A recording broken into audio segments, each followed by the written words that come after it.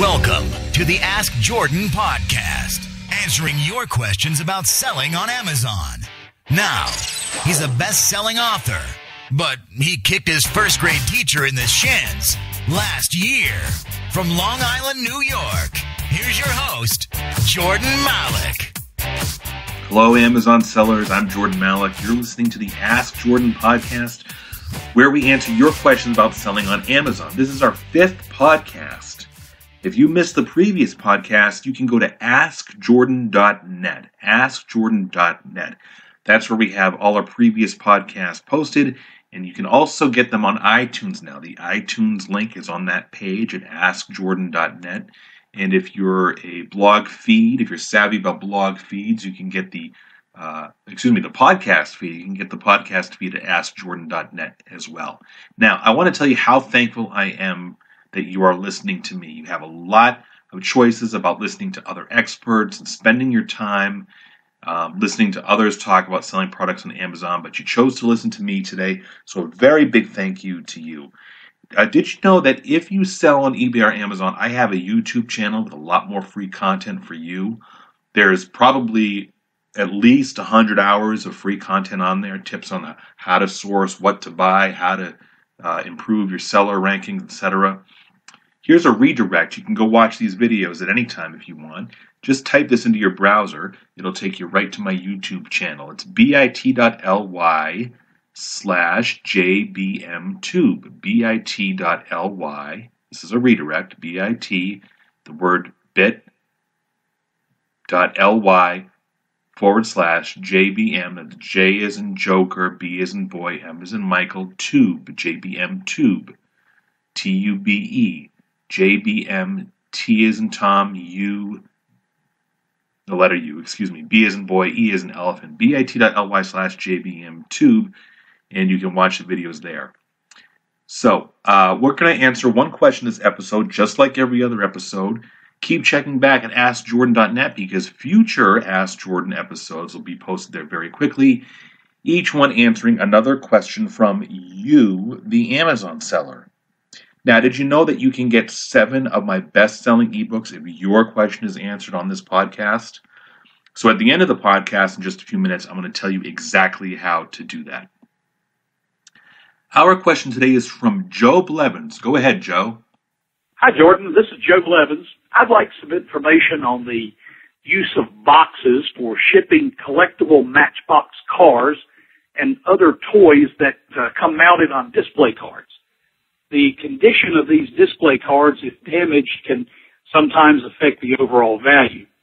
I'd like to know more about how to use a small box for this purpose, as well as even using boxes for other multi-packaged items, which would better protect them. Thanks for all your tips and information that you've provided. I'll be looking forward to receiving any updates and new emails, and I hope you have a great day. Joe, that's a great question, and I enjoy your enthusiasm and your spunk. You sell Matchbox cars, presumably on Amazon, and I also sell kind of collector's items like action figures and such. And many buyers of action figures or individual Matchbox cars, particularly if you start getting up into like the price is like $20, $25 and up, or they're out of production, the buyers can be finicky.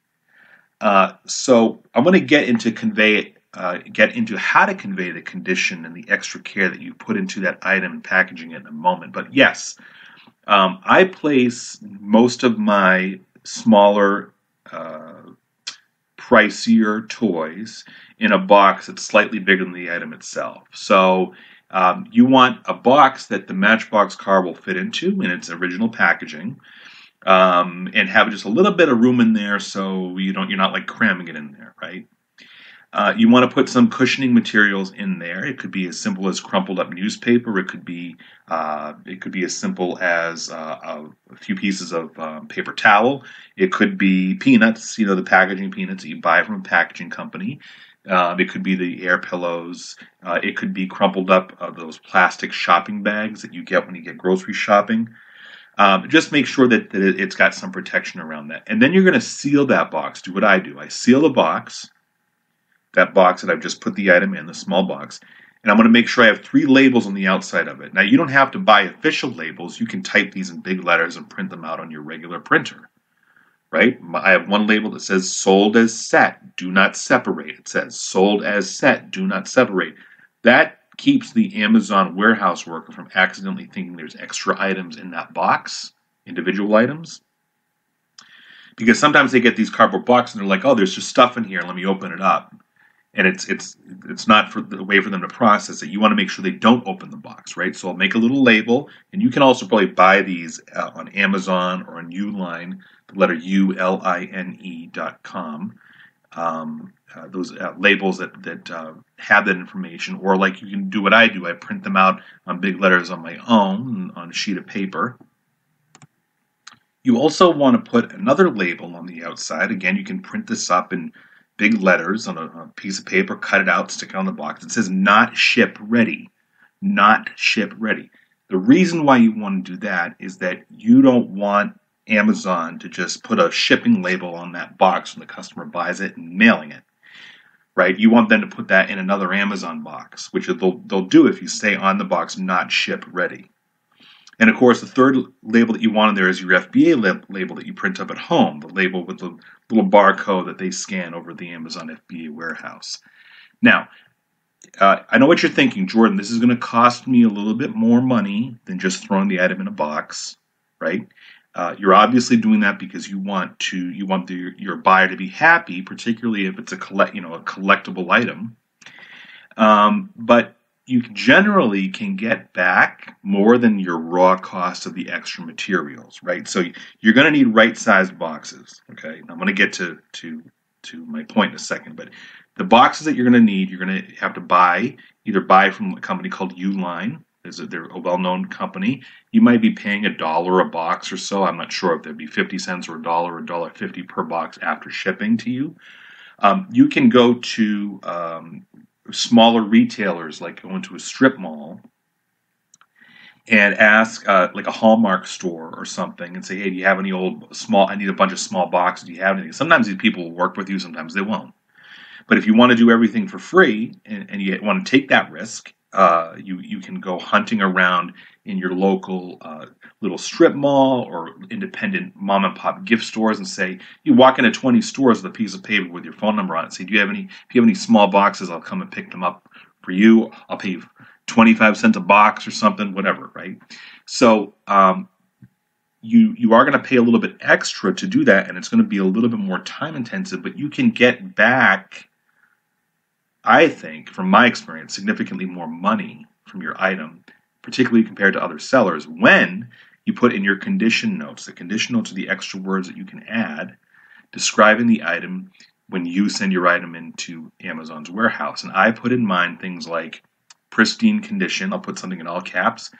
Double boxed. I'll use the word double boxed because I'm boxing it once in my box, and then Amazon's boxing it again before it's shipped to the customer. Collectors like to hear these words.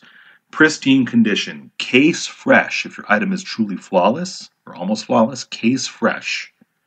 I'll put the words double boxed, extra bubble wrap for added protection during shipping, package individually in a sturdy box for extra protection during shipping, previously owned by a collector.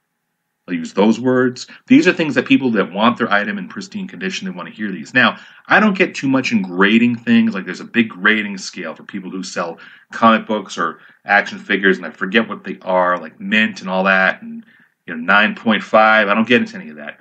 If I do not want to convey the message that the item is collector mint, I'll say that.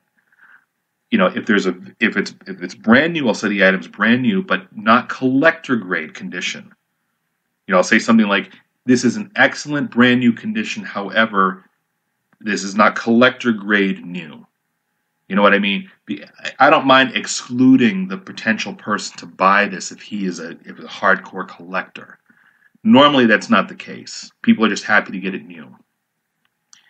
So I hope those comments helped you, Joe, and I'm really enthused to hear what you think of that and how you make out with packaging. So if you have any more questions, Joe, you can email me. And I also want to let you know that you get 7 of my best-selling ebooks because I picked your question.